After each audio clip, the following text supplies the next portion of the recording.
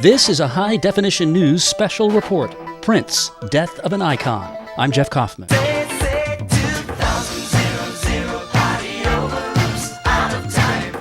The story began this morning with a report from TMZ. The sheriff's department in the Minneapolis suburb of Chanhassen was investigating a medical emergency at Prince's studio complex named Paisley Park. Deputies sent to the scene a report that Prince had been found in an elevator, unconscious, not breathing. Paramedics tried CPR. Finally, confirmation in the form of a statement from Prince's publicist, Anna Meekum. It is with profound sadness that I am confirming that the legendary, iconic performer, Prince Rogers Nelson, has died at his Paisley Park residence this morning at the age of 57. There are no further details as to the cause of death at this time.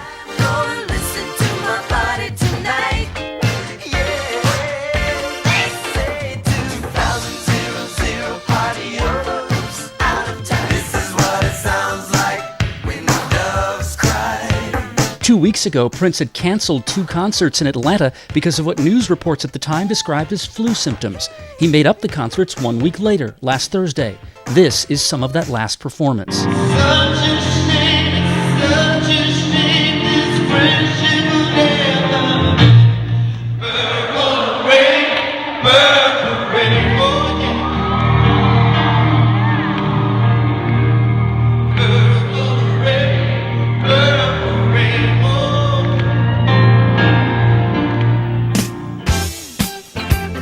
On the way home from that concert in Atlanta, his private jet made an emergency landing in Moline, Illinois, and Prince was briefly hospitalized.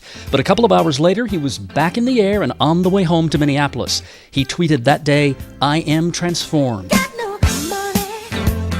Prince Rogers Nelson was born and raised in Minneapolis. His dad was a jazz musician who encouraged Prince's musical exploration. There was plenty to encourage. Prince was a prodigy who learned to play piano at 7, guitar at 13, and drums at 14. As he told CNN's Larry King in 1999, I learned early on this was what I wanted to do, maybe about 12 years old. I knew that this is what I'd want to do the rest of my life. He joined his first band when he was 14. 4 years after that, at age 18, he signed on the dotted line with Warner Brothers. His debut album in 1978 was a sign of things to come. Prince produced it, wrote all the songs, played all 27 instruments, and sang lead vocals. I use Stevie Wonder as an inspiration, whom I look up to a great deal, just for the way that he crafted music and his connection to the spirit. Back then, I used him as a role model in trying to play all the instruments and be very self-contained and keep my vision clear. Hardly anybody noticed that first album, but his second album, called Prince, went platinum on the strength of songs that reeked of sex and sensuality.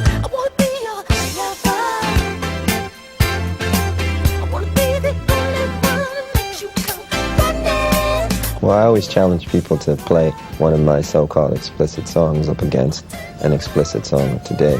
I mean, if you take some of the music off these songs of today, you've got straight pornography. And one thing I always tried to keep was sensuality in my music. It was never done in a spirit of misogyny or meanness.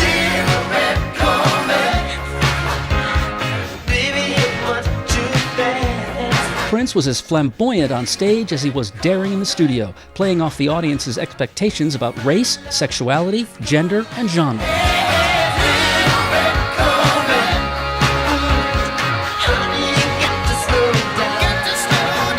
In the 80s, when the M in MTV still stood for music, Prince was one of the very few artists of color who got airplay on what was then the most powerful voice speaking to and for young adults. He became an icon not only of music, but of fashion. He said his style was a reaction to being teased as a kid. "I tried to compensate," he told a reporter, "by being as flashy and noisy as I could."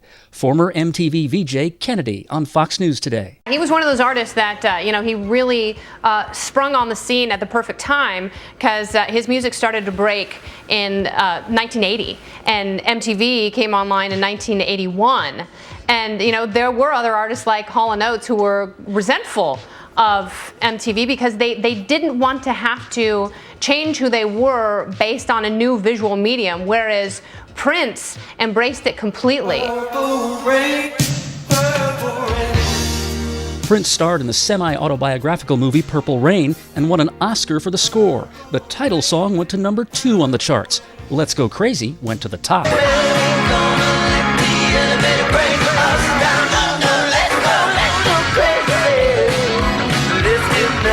Raspberry Beret, Kiss, Sign of the Times, Bat Dance, Cream, Diamonds and Pearls, all through the 80s and into the 90s, Prince was at the top of the charts. And not just with his own records, but with songs he wrote for other artists. Nothing compares to you. Sinead O'Connor, his protege, Sheila E. Shaka Khan, let me rock it, Shaka Khan. Let me rock it, that's all I wanna do. Shaka Khan, let me rock it, Shaka Khan. Let me rock it, got the feel for you. Shaka Khan and his friend from Minneapolis, Morris Day.